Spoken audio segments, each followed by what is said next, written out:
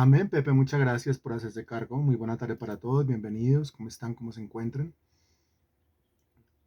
Señor,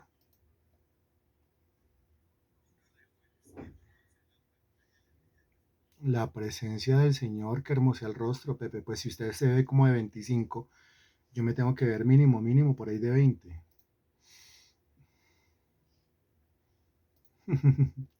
Bueno, muy buena tarde para todos otra vez. Estaba saludando, solamente que es que Pepe no deja, Pepe fomenta el desorden, pero ya yo creo que podemos dar inicio entonces. Bueno, estamos nosotros hablando de este tema escatológico por temas. Seguro que no es lo mismo a lo que hemos estudiado en ocasiones anteriores, porque esta es una escatología por temas, temática, como usted la encontraría en cualquier estudio de teología sistemática cuando llega a la materia que se llama escatología bíblica. Y ya vamos nosotros en lo que sigue a continuación, inmediatamente después del arrebatamiento de la iglesia.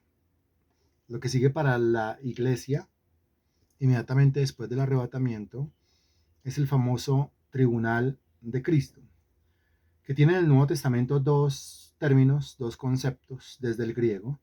El primero es criterión y el segundo es bima o bema. Criterión se refiere al lugar donde se emite un criterio. Eso es criterión. Y el bima o bema pues se refiere a un lugar elevado al que se sube por escalones. Igual los dos conceptos se tienen que combinar, ¿no? Los dos conceptos se tienen que combinar para poderlos entender.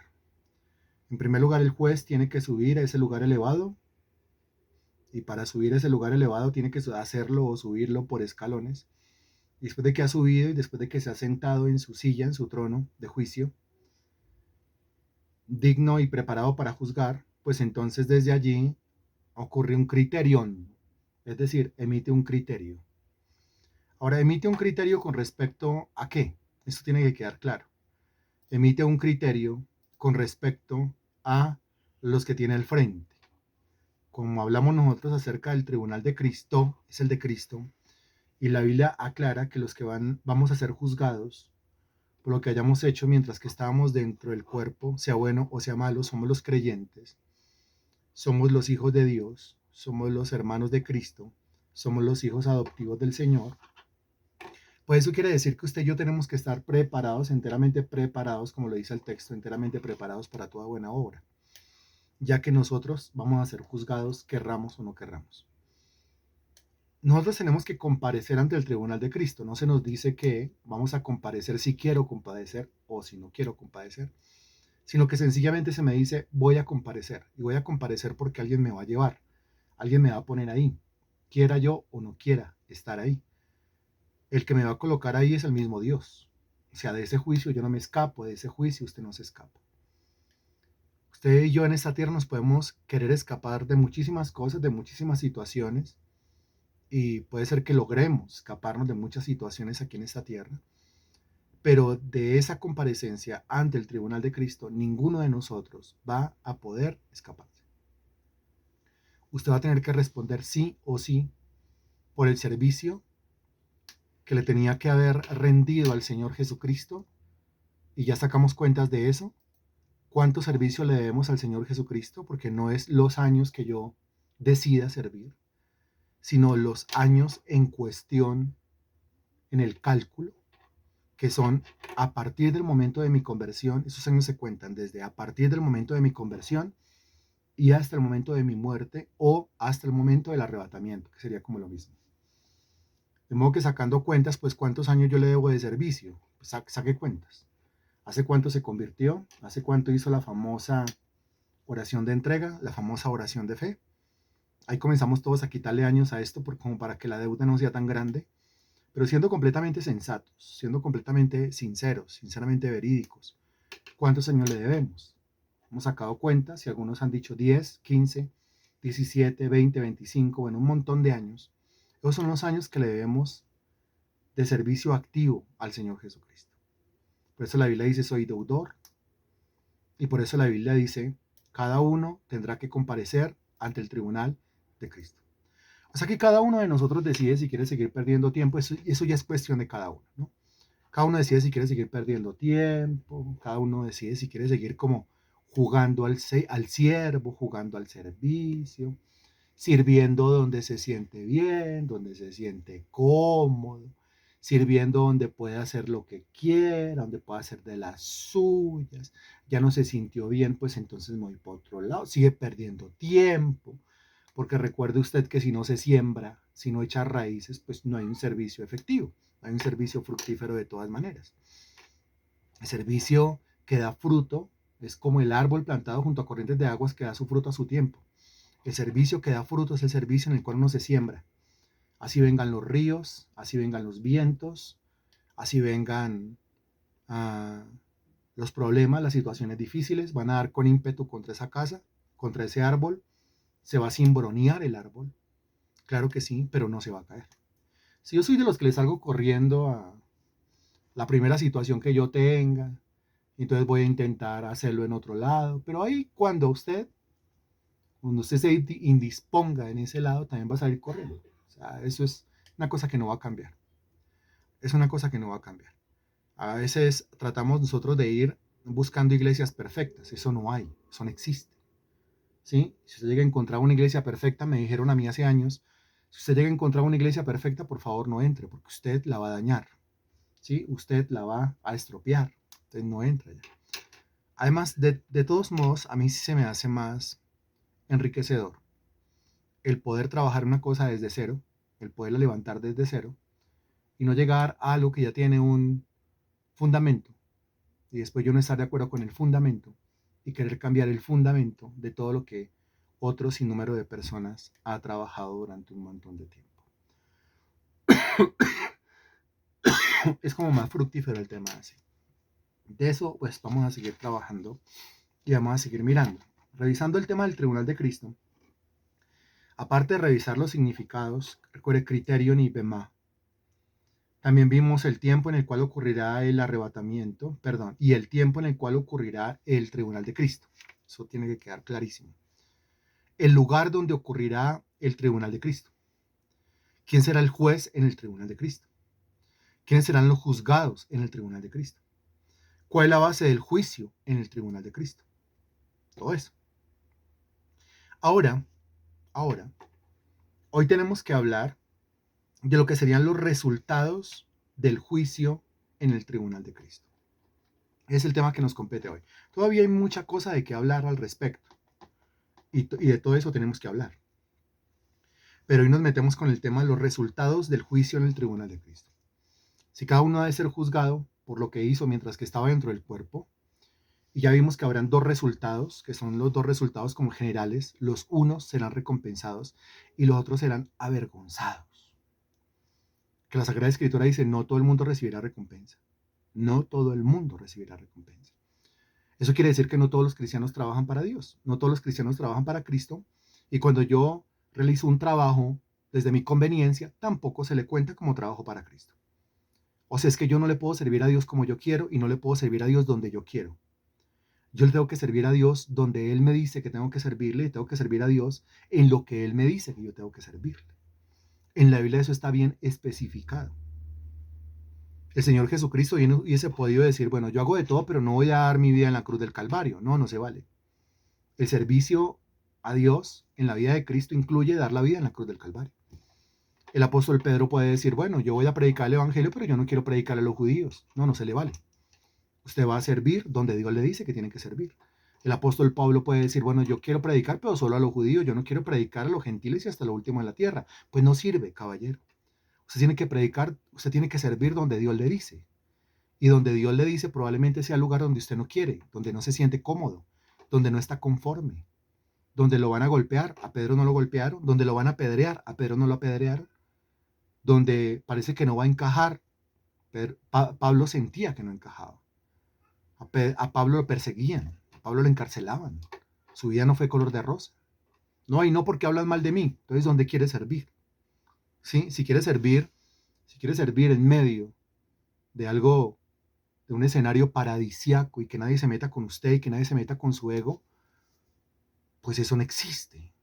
Y sin embargo algunos andan en la tonta tarea de buscar ese lugar en donde sirven y que se sientan que nada ni nadie se mete con ellos. Pues si usted encuentra ese lugar, déjeme decirle que el servicio que le está usted ofreciendo a Dios no es un servicio que vale la pena, ya que el servicio a Dios incluye sacrificio. Lo ha leído en Romanos capítulo 12, versículo 1. Por lo demás, hermanos, os ruego por la misericordia de Dios que ofrezcáis vuestros cuerpos. ¿En qué? En sacrificio. El servicio a Dios incluye sacrificio, hay que sacrificar. Sacrificio a Dios, que es vuestro culto racional. Ese sacrificio, desde un culto racional. La mente se va alimentando, pero al mismo tiempo el ser se prepara para ser ofrecido como sacrificio. Si nadie se está metiendo conmigo, yo no crezco. Si nadie se está metiendo conmigo, yo no maduro. Si nadie se está metiendo conmigo o en contra de mí más bien, pues entonces yo no tengo ninguna oportunidad para ser mejor, para ser mayor, para ser más grande. Esto cuesta. El servicio plantado en un lugar cuesta. El servicio corriendo de lugar en lugar, encontrando un lugar más cómodo, eso no cuesta. Es sencillamente huir, escapar. Eso es lo que hacen los cobardes. Pero plantarse en un lugar, cambiar en un lugar, ser transformado en un lugar, bajar la cabeza en un lugar y servirle a Dios en lo que Dios quiere, no en lo que yo quiera, sino en lo que Dios quiere, eso es una cosa completamente diferente. Bien, para comenzar a hablar acerca de los resultados del juicio, recuerde que son dos generales, los unos serán recompensados, los que hicieron las cosas bien, donde Dios estaba diciendo y como Dios estaba diciendo, y los otros serán avergonzados, porque nunca sirvieron verdaderamente. Jugaron a servir, pero nunca sirvieron. Para hablar de eso, ubíquese en el Evangelio según San Lucas, capítulo 19, por favor. Lucas, capítulo 19.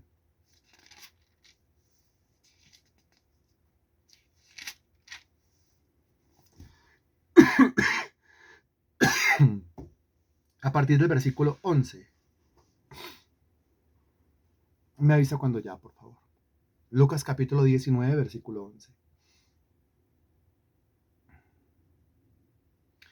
Dos personas más que me digan ya estoy ahí. Una, falta otra. Muy bien. Dice el versículo 11 revela el propósito del por qué el Señor Jesucristo dio la parábola a continuación. Dice el texto, oyendo ellos estas cosas, prosiguió Jesús y dijo una parábola, por cuanto estaba cerca de Jerusalén, y ellos pensaban que el reino de Dios se manifestaría inmediatamente. Los discípulos pensaban que el reino de Dios se iba a manifestar inmediatamente, pero entienda usted cuál es el concepto de reino de Dios que tenían los discípulos en la cabeza en ese entonces. Ellos creían que entraban directamente al milenio, que para ellos el reino de Dios es el milenio. El reino de Dios es el momento en el cual el Señor le restaura el reino a la nación de Israel. Pues hasta el momento el Señor no le ha restaurado el reino a la nación de Israel. Llegará el momento en el cual se lo restaura. ¿En qué momento se lo va a restaurar? En el milenio. El milenio es una época de 1000 años en la cual el Señor estará concentrado en Israel, estará concentrado en cumplirle las promesas a Israel, porque al fin Israel va a cumplir con las condiciones. Si cumple con las condiciones, puede materializar las promesas, mientras que no cumpla con las condiciones, pues no. El milenio, entonces, es un momento de relación especial entre Dios y la nación de Israel. Se le va a restaurar el reino, se va a manifestar el reino a la nación de Israel. Eso en el milenio. Recuerde usted que escatológicamente hablando y cronológicamente hablando, pues estamos hablando nosotros de lo que sigue a continuación de esta época deplorable de la iglesia cristiana, que es la Odisea. Lo que sigue es el arrebatamiento. Hablando en términos terrenales, a partir del arrebatamiento, pues comienza un periodo de 7 años que se conoce como la Gran Tribulación. La Gran Tribulación se cierra con la segunda venida del Señor Jesucristo y a partir de la segunda venida de Cristo comienza el milenio. Eso quiere decir que si hoy es el arrebatamiento de la iglesia, el arrebatamiento comenzará en 7 años. Perdón, el milenio comenzará en 7 años. Repito la frase para que no queden dudas. Si hoy es el arrebatamiento de la iglesia, el milenio, como comienza inmediatamente después de la segunda venida de Cristo, el milenio comenzará exactamente en 7 años. 7 años dura la gran tribulación y a los 7 años viene Cristo del cielo a la tierra y comienza el milenio. Eso le enseña la Sagrada Escritura. Los discípulos pensaban que el reino de Dios se manifestaría inmediatamente. O sea, los discípulos pensaban que el milenio era ya, en los días en los cuales Jesucristo estaba sobre esta tierra, o a continuación, apenas unos años y ya comenzaría el milenio. Pues el Señor tiene que darles una parábola para enseñarles el tiempo del milenio, el tiempo de la manifestación de Israel, el tiempo de la restauración del reino de Dios a la nación de Israel en esta tierra. Entonces dice el versículo 12, dijo pues, un hombre noble se fue a un país lejano para recibir un reino y volver, y volver. Ese hombre que se fue, ese hombre noble que se fue a un país lejano, pues es el mismo Señor Jesucristo, ¿no? Tiene que recibir un reino y después de eso tiene que volver. Está hablando de un volver. Está hablando de una venida, está hablando de una segunda venida, está hablando de un segundo retorno, un segundo regreso. Aquí les está diciendo claramente en el versículo 12, solamente que ellos no las cogen, ellos no las entienden. Lo que les está diciendo es, pues es que el milenio no va a ocurrir hasta que yo no vuelva. O sea, yo me voy a recibir un reino, voy a volver. A partir del momento en que yo vuelva, segunda venida, no arrebatamiento. Porque recuerde que en el arrebatamiento el Señor no vuelve, el Señor se acerca hasta las nubes. A partir del momento en que yo vuelva del cielo a la tierra, eso es segunda venida, ahí comienza el milenio. Eso es lo que les está diciendo en el versículo 12. Y llamando a 10 siervos suyos, les dio 10 minas, son unas cantidades de dinero considerables, y les dijo, negociad entre tanto que vengo. O sea, el Señor, mientras que el Señor se va, antes de irse, el Señor le da a cada uno de sus siervos, le da una riqueza, le da un recurso, le da una capacidad. Y les dice, entre tanto que vengo, entre tanto que voy a recibir el reino y vuelvo, entre tanto que vengo, ustedes negocien con eso que yo les he dado. Exactamente lo que tenemos que hacer los siervos del Señor Jesucristo. A nosotros se nos dio un recurso, unos dones, de eso estamos hablando los domingos. Unas capacidades, unas habilidades, de eso estamos hablando los domingos. ¿Qué tengo que hacer con ese recurso, con esa riqueza que el Señor me dio? Tengo que negociar para el beneficio del reino, negociar, trabajar, servir, hacer algo fructífero con eso que el Señor puso en mi mano. La idea es convertir minas en riqueza para el reino. O sea, la idea es usar los dones de tal manera que las almas puedan ser ganadas. Usar los dones de tal manera que las almas vengan a los pies del Señor Jesucristo. Eso es. En resumidas cuentas, eso es lo que yo tengo que hacer. Yo me tengo que dedicar al servicio a Dios. Si no se quiere dedicar al servicio a Dios, ok, no lo haga, allá usted. Pero todos tenemos que comparecer ante el tribunal de Cristo. Es que yo no tengo tiempo para hacerlo. O sea, allá usted hizo disculpa. Pero a usted se le dio algo, por lo cual después se le va a llamar a cuentas. En esta parábola se llama minas, es decir, una considerable cantidad de recursos, una considerable capacidad, habilidad, un don, por el cual tiene que responder. Y yo no puedo decir, señores, que es que nada. El tribunal de Cristo no es el lugar de los lamentos, no es el lugar de las disculpas, no es el lugar de las excusas, es el lugar del juicio de Cristo. Y Cristo va a juzgar a su pueblo. Versículo 14. Pero sus ciudadanos le aborrecían y enviaron tras él una embajada diciendo, no queremos que éste reine sobre nosotros. No queremos.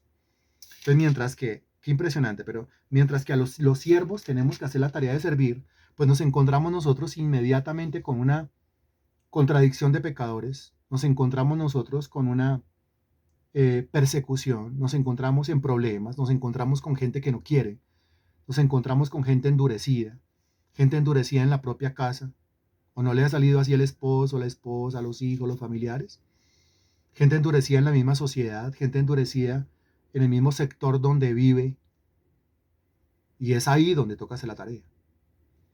Entonces dice, termina la frase en el versículo 14, dice, diciendo, no queremos que este reine sobre nosotros.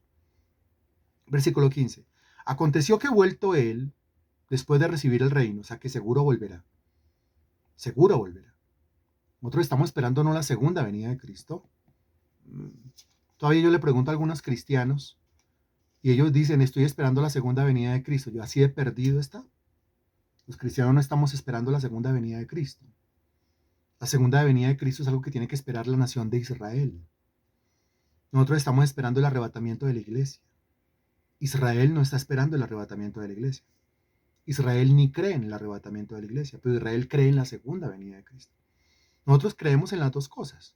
Solo que entendemos que es el arrebatamiento el que nos compete a nosotros, mientras que la segunda venida de Cristo le compete a los israelitas. Aconteció que vuelto él, la segunda venida de Cristo, recuerde que sí, si hoy es el arrebatamiento de Cristo, perdón, si hoy es el arrebatamiento de la iglesia, pues la segunda venida de Cristo es 7 años después de ese arrebatamiento. Aconteció que vuelto él después de recibir el reino, primero tiene que recibir el reino para después entregarle el reino a Israel, ¿no? Eso es la lógica del asunto. Aconteció que vuelto él después de recibir el reino, mandó llamar ante él a aquellos siervos a los cuales había dado el dinero o el recurso o la riqueza para saber lo que había negociado cada uno. Para saber lo que había negociado cada uno. Ah, qué impresionante. Vino el primero diciendo, Señor, tu mina ha ganado 10 minas. Tu mina ha ganado 10 minas. Usted me dio una y negocié y trabajé y se reprodujo, se multiplicó y ahora tengo 10 minas. O sea, es un siervo que hizo las cosas bien. Él le dijo, está bien, buen siervo, por cuanto en lo poco has sido fiel, tendrás autoridad sobre 10 ciudades. De aquí comienza a hablar de las recompensas y resulta que el trabajo o la multiplicación o la fructificación con base en la mina se transforma en autoridad, en el caso del primero, se transforma en autoridad sobre 10 ciudades, ciudades literal. Los primeros versículos hablaron de un reino, ¿sí? Eso en el versículo 11, ellos pensaban que el reino de Dios se manifestaría inmediatamente. Y entonces aquí nos está diciendo pues que un reino, que es el milenio, tendrá una división geográfica, una división política, una división territorial. Estará dividida por ciudades, y que el Señor le va a dar a sus siervos autoridad sobre un número de ciudades, y que esa autoridad sobre ese determinado número de ciudades va a equivaler a una recompensa que va a recibir el día que el Señor recompense a sus siervos por lo que hicieron mientras que estaban dentro del cuerpo, y que la señal de esa autoridad sobre determinadas ciudades, el Señor la va a poner en la cabeza. ¿Cómo así que esa señal de autoridad sobre ese determinado número de ciudades el Señor lo va a poner en la cabeza? Claro, porque el Señor llama a las recompensas o a los galardones, los llama coronas. La corona es algo que se coloca sobre las sienes de un individuo y que va a representar su autoridad. ¿Autoridad sobre qué? Autoridad directamente sobre ciudades, dice el texto en el versículo 17. Ciudades en las cuales estará dividido el reino. ¿Cuándo? En el milenio. Eso quiere decir, así hablándolo bien directo, que el Señor viene hoy por su iglesia, nosotros pasamos inmediatamente al tribunal de Cristo, somos juzgados por lo que hicimos mientras que estábamos en el cuerpo, y algunos recibirán recompensa, y la recompensa será una corona, o 2 coronas, o 3 coronas, de acuerdo a lo que haya hecho, y esas coronas que va a recibir representan directamente autoridad sobre un grupo de ciudades en el milenio. O sea, van a cogobernar con Cristo en el milenio. Van a señorear con Cristo en el milenio. Van a tomar decisiones con Cristo en el milenio. Se van a convertir en colaboradores de Cristo en el reinado durante el milenio. De eso está hablando. Y los otros, los que no reciben coronas, pues serán avergonzados. Entonces ellos no tendrán autoridad durante el milenio. Habrán cristianos que no tendrán autoridad durante el milenio. Claro, no tendrán autoridad sobre el milenio. Y entonces si no tienen autoridad, pues si no tienen autoridad tienen que trabajar como los demás, tienen que trabajar como soldados rasos durante el milenio. Con todo y que son hijos de Dios, con todo y que son siervos de Cristo, con todo, pero es que no lo hicieron, se hicieron los locos. Hubo demasiado énfasis en que hay que servirle a Dios y hay que servirle a Dios como Él dice que yo tengo que servirle, no como a mí se me ocurre. Pero con todo y eso no lo quise, porque soy caprichoso, porque soy necio, porque tengo la cerviz endurecida, porque yo hago las cosas como yo quiera, siempre aquí, mañana, tarde y noche, yo hago las cosas como yo quiera. Hoy por los siglos voy yo a hacer las cosas como yo quiera. Bueno, sígalo haciendo, pero será avergonzado en el tribunal de Cristo. No recibirá corona. Y en el milenio, pues verá cómo los demás gobiernan y cómo usted no. Es la promesa del Señor. Bien, el versículo 18 dice, vino otro diciendo, Señor, tu mina ha producido 5 minas. Este también fue fructífero, no tan fructífero como el primero. Pero bueno, produjo. Y también a este dijo, tú también sé sobre 5 ciudades. Mire, es sumamente justo. Si el uno produjo 10, pues tome 10. Si el uno produjo 5, pues tome 5. Porque el Señor es justo. Es justo. Vino otro diciendo, Señor, aquí está tu mina, la cual he tenido guardada en un pañuelo. Note, guardada en un pañuelo. Ese es un siervo que no quiso servir, es un siervo que hizo las cosas como quiso, este es un siervo que dijo que siempre antepuso su obstinada voluntad, porque tuve miedo de ti por cuanto eres hombre severo, que toma lo que no pusiste y ciega lo que no sembraste. Entonces, tras de necio mentiroso, porque está acusando al Señor de que es severo, no lo es. Está acusando al Señor de que el Señor toma lo que no puso, y entonces ¿quién le dio la mina? Y está acusando al Señor de que ciega lo que no sembraste. Ah, no, vuelvo y le pregunto, ¿quién le dio la mina? ¿Quién le dio el recurso? ¿Quién le dio la riqueza? ¿Quién le dio la habilidad? ¿Quién le dio la capacidad? ¿Quién le dio el don? ¿Quién le dio la herramienta para que trabajara? ¿Acaso no se la dio Dios? Entonces tras de necio, terco, testarudo, es bien mentiroso. Y así hay muchos cristianos. Versículo 22. Entonces él le dijo, mal siervo, por tu propia boca te juzgo, bocón. ¿Sabías que yo era hombre severo? ¿Quiere que lo trate de manera severa? Lo voy a tratar de manera severa. Que tomo lo que no puse y que siembro lo que no sembré. ¿Por qué pues no pusiste mi dinero en el banco para que al volver yo lo hubiera recibido con los intereses? De alguna manera usted hubiese podido ser productivo. Si no fue productivo fue porque no quiso. Fue porque estaba engañado. Fue por soberbio, por altivo, por tener la cerviz endurecida y por mentiroso. Versículo 24. Y dijo a los que estaban presentes, quitadle la mina,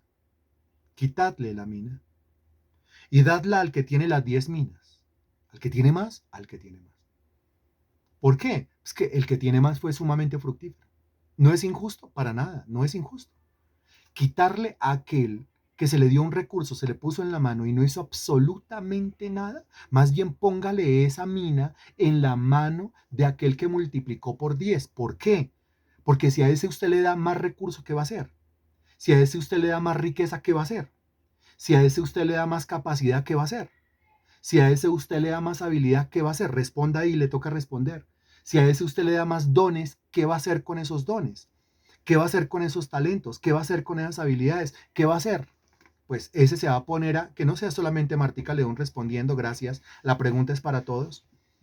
¿Por qué el Señor entonces le quita al que no hace nada, al que no hace nada? ¿Y por qué le da al que hace más? Porque ese es más productivo, porque ese no pone peros, porque ese aguanta el sablazo, porque ese aguanta lo que tenga que aguantar y sigue y persevera haciendo la obra de Dios. Y la Biblia dice, no desmayéis, a su tiempo segaremos, si no desmayamos. Ese sabe que va a segar y sigue haciéndole. Y van pasando los años sembrado en un lugar, sigue haciéndole. Las décadas sembrado en un lugar, sigue haciéndole. Y comienza a ver el fruto. A ese dele más. A ese dele más habilidad, a ese dele más capacidad. Bien, ellos le dijeron, Señor, tiene 10 minas. ¿Cómo le va a dar más si tiene 10? Ellos no entienden. Pues yo digo que a todo el que tiene se le dará, mas el que no tiene, aún lo que tiene se le quitará. Solamente tiene que ver con ese recurso que llamamos dones. Tiene que ver con ese recurso que llamamos dinero. Dinero. El Señor piensa lo mismo con respecto al recurso económico. Quítele al que menos tiene. ¿Pero por qué? Porque es que ese que menos tiene, esa es exactamente la excusa para no aportar a la obra. Ese dice, yo no puedo aportar a la obra, no es que yo tengo poquito. Yo no puedo aportar a la obra porque yo me gano tan poquito. Yo no puedo aportar a la obra porque yo soy pobre. Precisamente por eso es que no sale de la pobreza. Porque no entiende que más bienaventurado es dar que recibir. Este quiere vivir una vida para recibir. Y lo que el Señor nos enseña en la Biblia es que tenemos que vivir vidas para dar. El Señor Jesucristo fue un dador. El Señor Jesucristo no andaba a la expectativa de que le dieran. El Señor Jesucristo andaba a la expectativa era de dar. Si yo soy un dador, si yo soy dadivoso, si yo soy generoso, me estoy pareciendo a Jesucristo. Si yo creo que vengo a esta tierra a que me llenen las manos, pues estoy perdido. Y este fue por miedo que no dio, fue por miedo que no aportó. Siempre, venga, pero el diezmo, la ofrenda, el aporte económico, no, porque es que yo no tengo, porque es que yo soy pobre, porque es que yo tengo poquito, porque yo no me gano tanto como se ganan los demás, y nunca se va a ganar más, y nunca va a prosperar, y nunca va a salir de ese nivel de pobreza, de ese nivel de miseria. Ese no entiende cómo es que se multiplican las minas. Las minas se multiplican negociando, lo dijo el Señor en la parte final del versículo 13. Mientras que al otro se le entregaba unas minas y comenzó a dar, generoso, dio, y se dio cuenta que entre más daba, el Señor más le ponía recurso en la mano. Encontró la clave del progreso económico. Pues yo digo que a todo el que tiene se le dará, más al que no tiene, aún lo que tiene se le quitará. Y también aquellos mis enemigos que no querían que yo reinase sobre ellos, traedlos acá y decapitadlos delante de mí. Que es exactamente lo que ocurre en la segunda venida de Cristo, exactamente en la batalla de Armagedón. Bueno, esto que acabamos de leer, esto que acabamos de decir, esto que acabamos de desglosar y explicar un poquito, ¿ha quedado claro en la mente de todos? Entonces hagamos una serie de preguntas. Primero, el reino de Dios a Israel, ¿cuándo se le va a restaurar? ¿En qué época? ¿En qué momento? Usted responde, no se vaya a equivocar. Usted equivoca, hace quedar mal al resto del grupo. No se vaya a equivocar. Espero me haya puesto cuidado. El reino de Dios a Israel, ¿en qué momento histórico se le va a restaurar?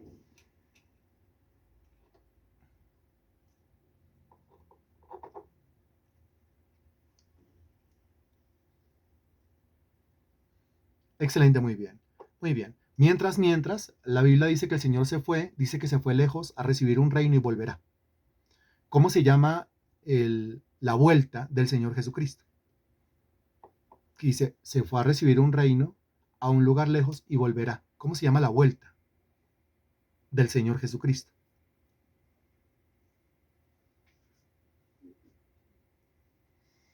La vuelta se llama, muy bien, la vuelta se llama la segunda venida de Cristo. Muy bien. Ahora, mi estimado hermano, usted y yo estamos esperando la vuelta, estamos esperando la segunda venida de Cristo, usted y yo estamos esperando la segunda venida de Cristo, o qué estamos esperando usted y yo.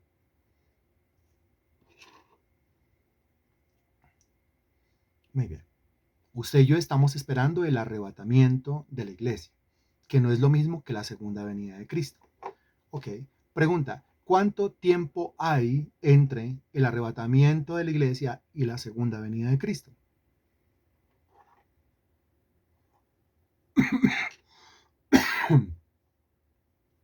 Muy bien. Listo. Ok. Muy bien. Muy bien. Mientras que el Señor está por allá lejos, tercer cielo, recibiendo un reino y decide retornar, ¿qué le dio el Señor a sus siervos y qué deben hacer sus siervos con lo que el Señor les dio?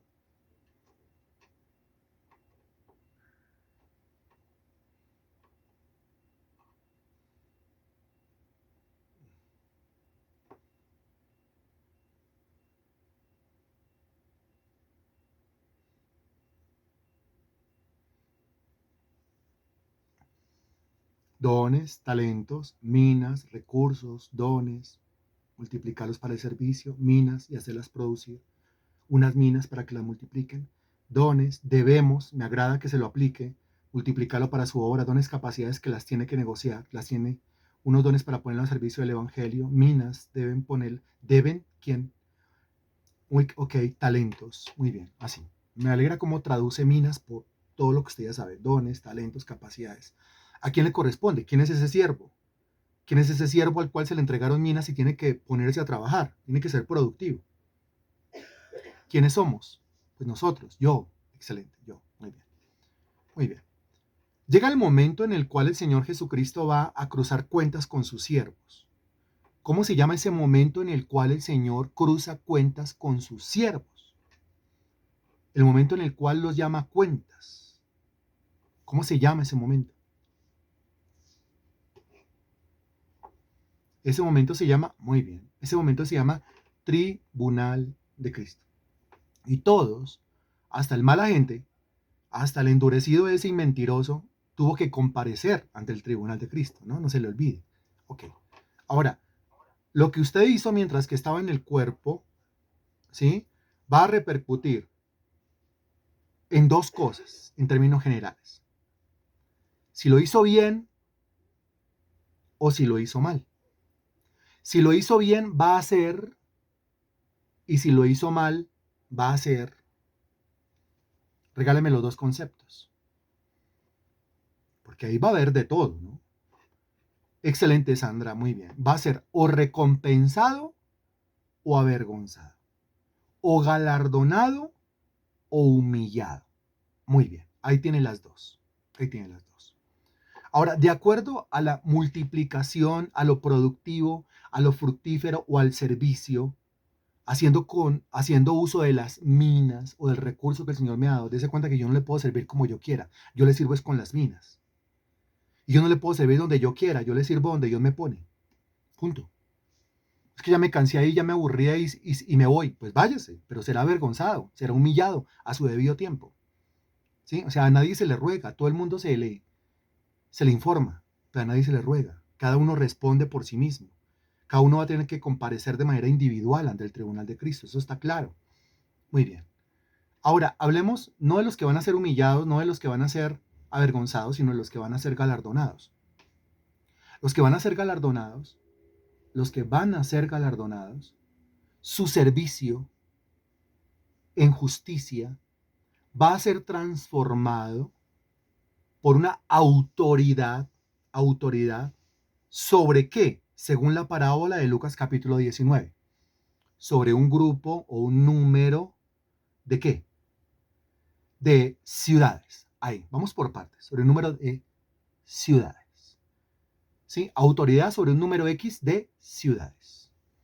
¿Con el fin de qué? Pues si me da autoridad sobre unas ciudades, es para gobernarlas, cogobernarlas con Cristo, gobernarlas en el nombre de Cristo, ser colaborador, la Biblia utiliza el término colaborador, colaborador de Cristo, incluso en el milenio. Eso es un honor, un honor. Muy bien.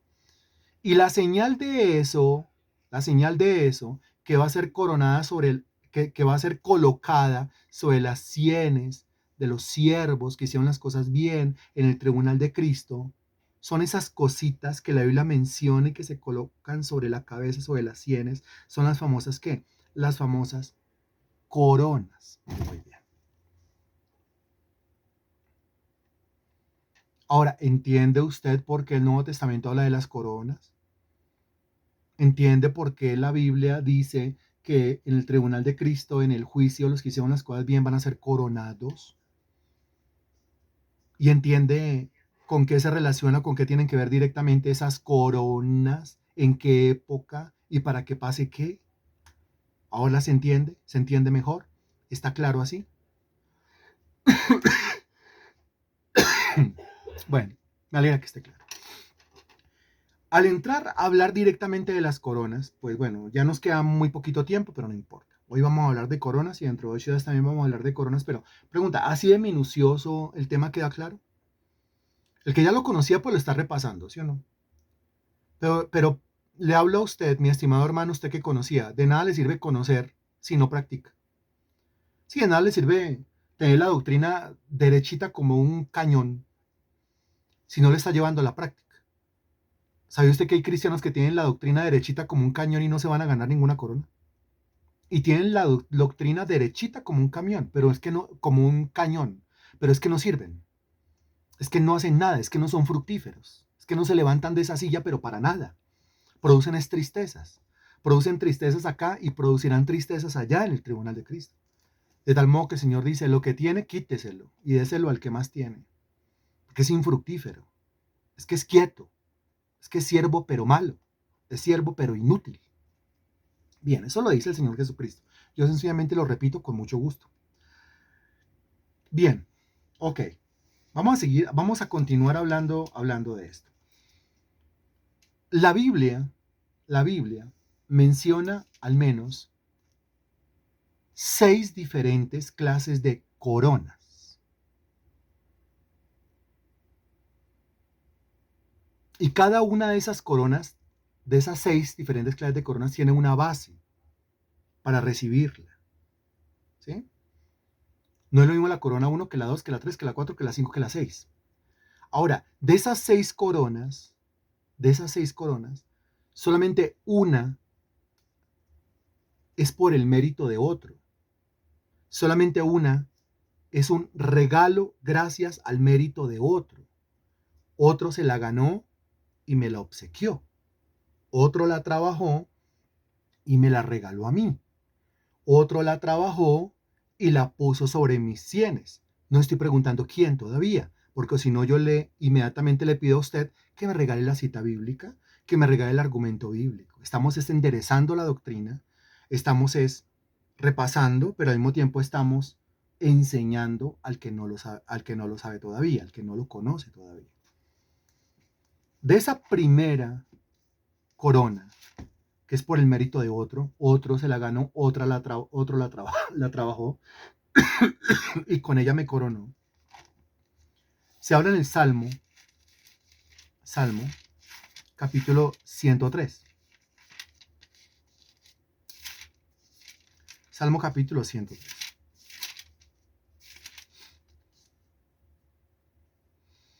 Salmo capítulo 103, versículo 4.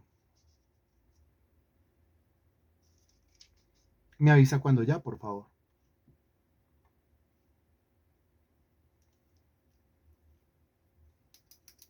Salmo capítulo 103, versículo 4. Me avisa cuando ya, por favor.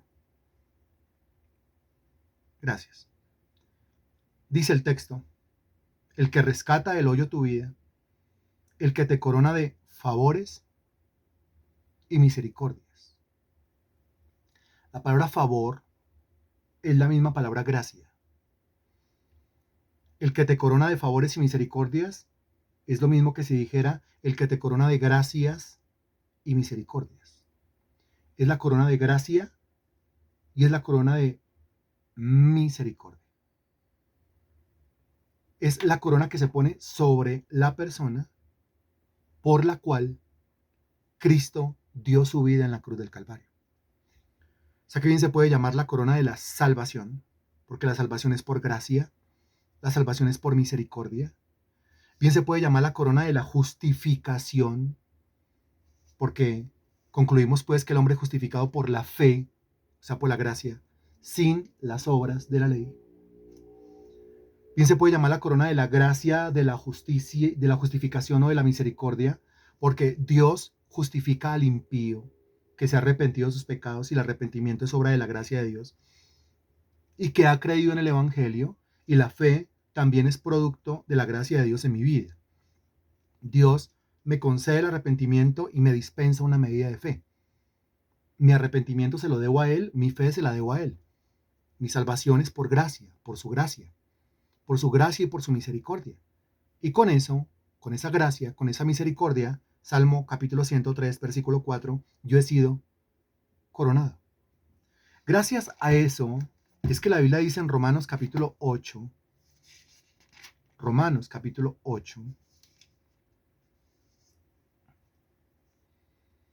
versículo 37.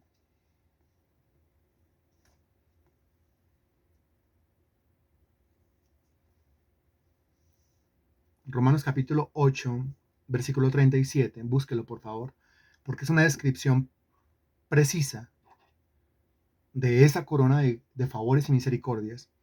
Antes en todas estas cosas somos más que vencedores por medio de aquel que nos amó. Ese versículo es espectacular.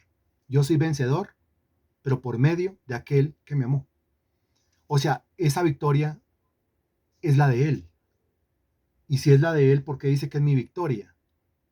Es la de Él y se dice que es mi victoria porque Él la ganó y me la obsequió. Él la ganó y la aplicó a mi vida. Yo, el más derrotado de los derrotados, el más miserable de los miserables, el más digno de compasión de este universo, pero el Señor, su victoria, su corona de victorioso, porque fue lo que obtuvo en la cruz del Calvario y fue lo que obtuvo en el sepulcro cuando resucitó entre los muertos, su corona la puso sobre mis sienes. ¿La merezco? ¿Qué voy a merecerla? Precisamente como no la merezco, estamos hablando de un no merecimiento, estamos hablando de una gracia. Corona de favores, corona de gracia y corona de misericordia. ¿Quién me lo está entendiendo? Esa corona en realidad no es mía, esa corona es de Él, pero con esa corona me adornó la cabeza. Él la ganó y me la obsequió, y es un obsequio legal. Su victoria es mi victoria. Realmente yo no enfrenté esa batalla, pero como si lo hubiese hecho, en los papeles quedó legal. Entonces dice, en todas estas cosas somos más que vencedores por medio de aquel que nos amó, por medio de Él. Qué impresionante. Ahora, pregunta, ¿cuántos creyentes, cuántos hijos de Dios están coronados de favores y misericordias? ¿Cuántos creyentes, cuántos hijos de Dios, cuántos siervos del Señor están coronados de favores y misericordias? La respuesta es todos. Pregunta, ¿los buenos hijos están coronados de favores y misericordias? ¿Y los malos hijos también están coronados de favores y misericordias? ¿Los buenos discípulos de Cristo están coronados de favores y misericordias? ¿Y los malos discípulos de Cristo están coronados de favores y misericordias? ¿Los siervos útiles están coronados de favores y misericordias? ¿Y los siervos inútiles están coronados de favores y misericordias? Responda, por favor. ¿Los que serán galardonados en el tribunal de Cristo están coronados de favores y misericordias? ¿Los que serán avergonzados en el tribunal de Cristo están coronados de favores y misericordias? Responda, por favor. La pregunta es para todos. La respuesta está genial. La respuesta está fenomenal. Sí, la base es que como no es el mérito de cada uno. En esa primera corona no es el mérito de cada uno. En esa primera corona es el mérito de aquel que dio su vida en la cruz del Calvario. El Señor es tan bueno, que coronó a todos los creyentes, a todos los hijos, a todos los siervos, sean quienes sean, de favores y misericordias. Es llamada la corona de favor, de gracia, de misericordia, la corona de la justificación o la corona de la salvación, por medio de aquel que nos amó, por medio de la gracia del Señor Jesucristo. ¡Qué impresionante! Entonces, esa corona ya la tiene. Esa corona nadie se la quita. Dice Juan capítulo 10, versículo 28, yo les doy vida eterna y jamás perecerán y nadie los arrebatará de mi mano. Es por eso. No porque yo sea bueno, no porque yo sea mejor que los demás, no porque yo sea más avispado que el resto, no, sino porque mi Señor es un Señor lleno de gracia, es un Señor lleno de misericordia y su victoria la ha puesto sobre mis sienes. Y eso me da entrada al reino de Dios, me da entrada al reino de los cielos. Eso hace que cuando el Señor venga por su iglesia, yo sea arrebatado, yo sea llevado, yo sea trasladado, y después me da entrada al tercer cielo. Y ahí viene la partecita esa que me pone cabezón, porque llego coronado de favores y misericordias a comparecer delante del tribunal de Cristo, y ahí tengo que responder, ya es por un servicio individual.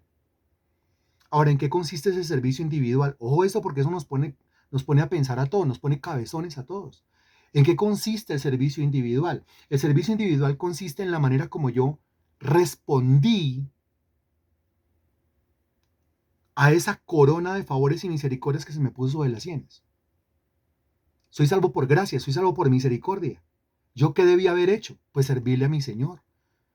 Él entregó su vida por mí en la cruz del Calvario y me coronó con esa victoria. ¿Qué debía haber hecho? Pues darle mi vida entera al Señor Jesucristo. Si Él se entregó completamente, yo debía haberme entregado completamente. Si Él derramó hasta la última gota de su sudor, huerto de Getsemaní, de su sangre, la cruz del Calvario, yo debía haber entregado hasta la última gota de mi esfuerzo para servirle a Él. Respondiendo, siendo recíproco con eso que el Señor puso sobre mis sienes, que fue una corona de favores y misericordias. Debía haberme esforzado, debía haberlo hecho. Y ese esfuerzo se traduce en trabajo. Ese esfuerzo se traduce en servicio. Se traduce en 5 diferentes áreas de servicio. A cada área de servicio se le promete una corona diferente, pero ya la corona, esas otras 5 coronas, son coronas que yo trabajo por ellas. Son coronas que yo tengo que ganármelas. Son coronas por las cuales yo tengo que esforzarme. Si yo lo entiendo, yo que voy a estarle prestando atención a mis situaciones alrededor, a las circunstancias alrededor, a las tribulaciones alrededor, a las habladurías alrededor, si al fin y al cabo todo eso que ocurre a mi alrededor no me va a poder coronar la cabeza, más bien sí me puede quitar la corona, pero no ponérmela en las sienes. Pero algunos no lo entienden, entonces dejan de servir a Dios porque es que Freddy dijo o Freddy dejó de decir, así de bobo. Entonces yo dejo de servir a Dios porque, a ver, ¿el nombre de quién puedo utilizar? El nombre de don Alfonso, que no se me va a ofender.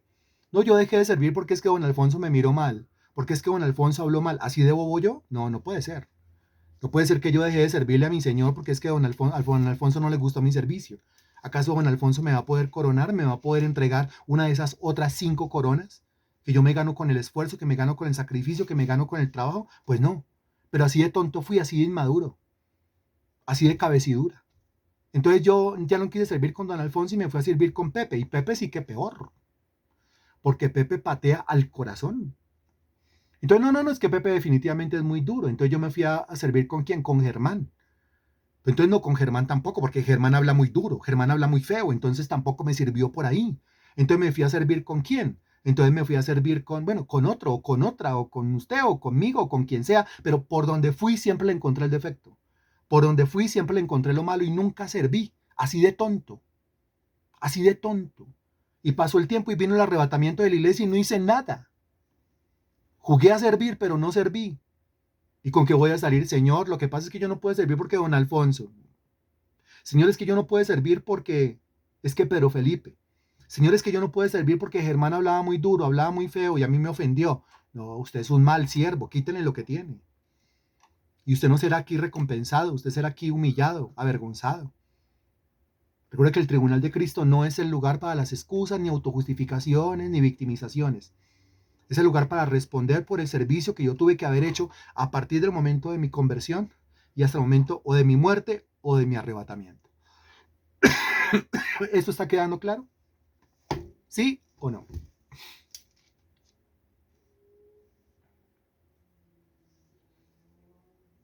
Ok, muy bien. Me alegra mucho. Entonces, mire, el tema es que somos amables con todo el mundo para el servicio, impulsamos el servicio de todo el mundo sin excepción alguna. Nosotros vamos a estar sirviendo a Dios la otra semana en Ibagué, Tolima, abriendo una iglesia, gloria al Señor. Necesitamos recurso. Ese recurso que usted aporta se le cuenta como servicio. Voy a desglosarlo bien. Se le cuenta como servicio. Abrir una iglesia siempre será una obra magna. Usted puede ganar un alma en la esquina, pero abrir una iglesia es abrir una fábrica de ganadores de almas. Es una cosa completamente diferente. No solamente eso, la otra semana, sino que voy anunciando desde ya la apertura de una nueva obra de, de evangelización, una nueva célula, una nueva casa de fe con todas las de la ley, en Duitama, Boyacá. Nos metemos a Boyacá, nos metemos a Boyacá. Esta mañana estaba hablando yo con una sierva, usted no la distingue, yo la distinguí hasta esta mañana, la verdad. Ya hemos hablado por Messenger y por WhatsApp, pero está muy pegada a las clases, está muy pegada a las oraciones, y a través de ella se abre una nueva obra en Duitama, Boyacá. Quiero que note qué es lo que el Señor está haciendo con nosotros, ¿sí? El Señor nos ha convertido a nosotros en el cerebro de toda una labor evangelística que va a ir poco a poco abarcando, ramificándose y extendiéndose por cada uno de los departamentos de este país, por cada una de las ciudades de este país y por cada uno de los pueblos de este país. Déjeme aclararle al que todavía no lo ha entendido que nosotros no medimos nuestro crecimiento por la cantidad de personas que se reúnen el domingo en un solo culto. Esa no es la manera como nosotros medimos nuestro crecimiento, ni es la manera como en la Biblia se mide el crecimiento. La manera como se mide el crecimiento es revisando qué es lo que a través de esos que se reúnen el domingo se ha alcanzado a hacer más allá de los límites, más allá de las fronteras, más allá de los lugares donde esta gente vive, más allá del barrio, más allá de la ciudad, más allá de la localidad, más allá del departamento. Pues sí, entonces resulta que estamos en Bogotá, pero ya estamos fuera de Bogotá. Por ejemplo, no nos vayamos tan lejos, es que Martica León y todo el equipo de evangelización de este sector están fuera de Bogotá, porque eso es Cajica, eso ya no es Bogotá, eso es la sabana. Y entonces, más allá de eso, pues estamos en otro departamento, Ibagué, Tolima. Y más allá de eso, en un mes, mes y medio, estaremos nosotros con todas las de la ley visitando la nueva obra que ya se abrió en Duitama, exactamente Boyacá, a la espera de lo que termina de gestionar don Henry, que usted sabe dónde está ubicado, en la ciudad de Santa Marta. Entonces ya estamos metidos nosotros en otro lugar. Pero al mismo tiempo, mi estimado hermano, es que nosotros estamos llegando, por ejemplo, al país de México, porque allá está Mario. Estamos llegando nosotros a Australia, porque allá está Vivian y allá está Leonardo. Y estamos llegando allá a España, porque allá está Juan Esteban y porque allá está Estefanía, que a propósito, hay una obra allí que se está haciendo, que se está solidificando y muy seguramente terminemos nosotros haciendo una obra de fijo allá en este país de España, en Madrid, España, ¿sí? Y esto todo se hace así, así es que se mide el crecimiento de una obra. El crecimiento de una obra no se mide por el domingo, pero el domingo habían 20, el domingo habían 25, el domingo habían 30. Y no, es que en mi iglesia el domingo habían 150, me siento muy satisfecho. Sí, pero 150 que han logrado establecer una célula cada uno en su propia casa. Han logrado llevar el evangelio más allá de su barrio, más allá de su localidad, más allá de su frontera. Han logrado trascender y ya están por fuera de Bogotá. Han logrado trascender y ya están por fuera del departamento. Han logrado trascender y ya están por fuera del país. Si nos damos cuenta cómo es que se mide el verdadero crecimiento a la luz de la Sagrada Escritura. Y eso se hace con siervos y con siervas dispuestas, que entienden que tienen un recurso en la mano y que entienden que tienen que hacer algo con ese recurso, servirle al Señor, servirle a nuestro Dios. Entonces nos preparamos para cosas grandes, para cosas enormes, enormes. Yo la semana entrante a usted le compartiré todo el registro fotográfico de todo lo que se adquiera, todo lo que se compre a puerta abierta, el momento de la administración con el hermano Rubelio y cómo esa obra allí, porque es que el hermano Rubelio tiene una célula, dos células, tres células, cuatro células, y ya eso obliga a abrir una reunión de domingo en donde él sea el que predique y él sea el que ministre. Y no se le olvida a usted que el hermano Rubelio es fruto de este ministerio. Eso me parece una cosa fenomenal. Trabajar con los hijos del ministerio, con los hijos del ministerio, con los ganados en el ministerio y con los formados discipulados en el ministerio. Es una maravilla, es una cosa espectacular, porque eso realmente dice el Espíritu de Dios a través de esos siervos, el Espíritu de Dios a través de esos hijos se está moviendo, está ganando almas y está formando personas. Es una evidencia, es una evidencia. Entonces, aunque yo lo dije el domingo, a la próxima que yo me ausente, no nos vamos a quedar sin reunión en Bogotá porque alguno de ustedes tendrá que pararse ahí detrás de ese atril y hacer la reunión de domingo. Y usted estuvo de acuerdo. Pero yo creo que en este momento de mi vida, y yo he pasado por el evangelismo, a usted le consta, todos los días en una casa diferente, llevando el evangelio, predicando el evangelio, dictando la clase, a usted le consta el evangelismo. He pasado por el pastorado, pastoreando, atendiendo al uno, atendiendo al otro. He pasado por el ser maestro bíblico, dictando la clase, que mire el versículo, mire lo que enseña, mire cómo encaja, mire cómo se asocia, mire cómo se relaciona. Eso es maestro bíblico. Pero al mismo tiempo, yo creo que en esta fase de ministerio en la cual yo me encuentro y hacia donde Dios me está dirigiendo, es precisamente como para ir abrir obras, poner a alguien ahí que lidere, que haga la tarea, seguimos adelante, dígame qué necesita, voy a estar muy pendiente de usted, dígame qué recurso tiene, yo lo gestiono, dígame qué recurso tiene y doblamos rodilla y conseguimos el recurso. Pero es que es muy caro lo que se necesita, no, para Dios no hay cosas caras, Dios es el dueño del oro y la plata, pero me siento en este momento más como un individuo en el cual Dios pone un recurso para que reparta, para que abra, para que ramifique, para que se multiplique, como Red Bull, que te da alas, pero esto viéndolo de una manera diferente, como un ministerio que da alas, no que las corta, no que las corta. Entonces, bueno, si eso es lo que Dios quiere que hagamos y que nos movamos y que dejemos de estar quietos y que vayamos para Ibagué y en un mes vayamos para Duitama, tenemos una invitación para ir a ministrar a Lima, Perú, en abril. Y hay otra serie de invitaciones, Honduras, invitaciones que por el momento ha tocado sacarle el cuerpo, porque hay cosas que hacer acá, porque hay una labor que hacer acá, porque hay una obligación, una responsabilidad que hacer acá.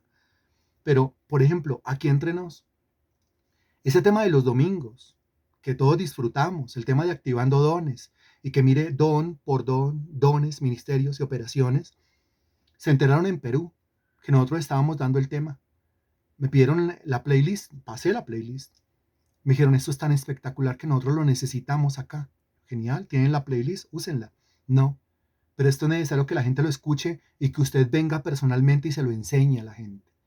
Oh, o sea que mire que lo que Dios pone en su mano es cosas que en otros lugares no hay, en otros lugares no están, y esa es la constante. Lastimosamente, en la iglesia no se predica el evangelio. En la iglesia no se da algo que nutra a las personas. Cuando lo descubren, lo quieren, lo quieren. Y pues me considero en este momento como un instrumento en las manos de Dios, como un miembro del cuerpo de Cristo, no solamente como un miembro del cuerpo de plenitud, sino como un miembro del cuerpo de Cristo. ¿Se acuerda que en diciembre solicitaron nuestros servicios para dictar 8 capacitaciones sobre el tema de las células? Y eso fue otra iglesia. Ese conocimiento usted lo tenía. Pero cuando llega a oídos de otra iglesia dicen, nosotros necesitamos eso. Ustedes tienen lo que nosotros necesitamos. Eso es una maravilla. ¿Y quién le da gracias al Señor por eso? Que la gente reconoce que usted tiene algo que ellos no tienen y que si ellos tuvieran, su servicio sería mejor, su servicio sería superior. Bueno, eso lo están reconociendo. Eso lo están reconociendo aquí en Bogotá. Eso lo están reconociendo allá en Lima, Perú. Eso lo están reconociendo en Ecuador. Eso lo están reconociendo en Honduras, eso lo están reconociendo en México, eso lo están reconociendo en otros lados, en otros lugares. El servicio ha sido humilde, el servicio ha sido sencillo, sin mayor pretensión, pero sabiendo la riqueza que Dios ha puesto en nuestras manos. Y de esa manera vamos nosotros creciendo. Ya llevamos más de una hora de predicación. No puedo hablar más. ¿Por qué? Porque ya se nos cumplió el tiempo. Eso quiere decir que dentro de 8 días nos metemos de lleno con esas 5 cosas que el Señor quiere que yo haga específicamente. Y por cada una de esas 5, el Señor ha prometido una corona diferente. ¿Quiere saber cuáles son esas 5 cosas que usted tiene que dedicarse a hacer? ¿Quiere saber cuál es cada cosa y cómo se llama cada corona? Pues no se pierda dentro de 8 días la exposición de la palabra. Señor, te damos gracias por tu palabra predicada hoy, Señor. Te doy gracias por esta información transmitida. Te doy gracias, mi Señor, por todo lo que haces a través de siervos que se disponen, Señor. Personas que reconocemos que eso no depende del que quiere ni del que corre, sino de ti que das misericordia. Y que esto no depende tampoco del más inteligente, ni el más sabio, ni el más hábil, porque tú eres el dador de la inteligencia, de la habilidad, del recurso, de la riqueza, de las minas, de los dones. Te doy infinitas gracias por todo eso que has puesto en nosotros. Es un don impresionante. Es un don impresionante. No querido por muchos, no apreciado por muchos, pero realmente cuando hay una enseñanza profunda dirigida por tu Santo Espíritu, eso trasciende más allá. Y es de los dones, si no el don que más edifica, si es de los dones que más edifican a la iglesia y que más ponen en movimiento a la iglesia. Entonces yo te doy infinitas gracias porque yo estoy completamente seguro que en poco tiempo estamos hablando también de la obra de este ministerio, cómo llega a los Santanderes, el sur, el norte del Santander, cómo llega por allá al Amazonas, Señor, si ya tenemos invitaciones para predicar por allá en Lima, Perú, y no solamente para predicar, sino para ir a capacitar. Pero también estoy seguro que esta obra va a llegar por allá a la costa, Señor Dios, por allá a Cartagena, por allá a Barranquilla, y que esta obra se va a extender por allá a La Guajira, por allá al Chocó, por allá al Bichada, cómo se va a extender al Meta. Allá está Carolina y está haciendo una labor, Señor. Y estoy seguro cómo esta obra se extiende más allá a Cali, Señor, a Antioquia, a Armenia y a esos lugares, Señor. Yo estoy completamente seguro. Coloca recurso en mi mano, Señor. Si tú colocas recurso en mi mano, mi Señor, ese recurso se va a convertir en iglesias abiertas. Yo te lo prometo. Ese recurso se va a convertir en células abiertas. Yo te lo prometo. Ese recurso se va a convertir en sillas compradas, cabinas compradas, micrófonos comprados, lugares abiertos para la predicación del Evangelio. Yo te lo prometo. Te entrego mi vida. En el nombre del Señor Jesucristo. Amén y gracias a Dios. ¿Quién se une? Deje ahí por favor en el chat y diga, yo me uno. Claro que me uno. Esto es todo por hoy.